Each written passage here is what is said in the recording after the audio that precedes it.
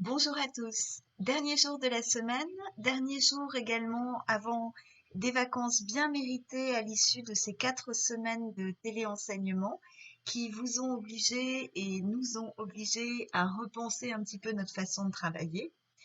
Nous revenons aujourd'hui pour la dernière fois sur 6 personnages en quête d'auteur. Je vous rappelle qu'après les vacances, vous devrez avoir lu pour le 4 mai, sauf erreur de ma part, oui c'est ça pour le 4 mai, vous devrez avoir lu Le Barbier de Séville, donc on travaillera ensuite sur une autre pièce de théâtre. Pour aujourd'hui, je vous invite à vous pencher sur la mise en scène de cette pièce un peu étrange de Luigi Pirandello. Pour ce faire, on va s'intéresser à une didascalie, à un extrait d'une didascalie, qui est le suivant. Celui qui voudrait tenter une traduction scénique de cette pièce devrait s'employer par tous les moyens à obtenir surtout comme effet que ces 6 personnages ne se confondent pas avec les acteurs de la troupe.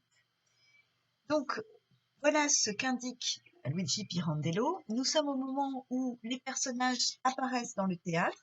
Ils sont annoncés par le concierge du théâtre qui vient déranger le directeur au milieu de sa représentation. Et cette première vidéo s'arrête là. Elle est très courte. Maintenant, ce que je voudrais, c'est que vous réfléchissiez à la façon dont on peut obtenir comme effet que ces 6 personnages ne se confondent pas avec les acteurs de la troupe. Si vous étiez metteur en scène, qu'est-ce que vous proposeriez pour que l'on puisse distinguer aisément, du premier coup d'œil, les personnages des comédiens? Je vous laisse mettre vos réponses en commentaire et à 9h15, la suite du cours sera publiée. À tout à l'heure.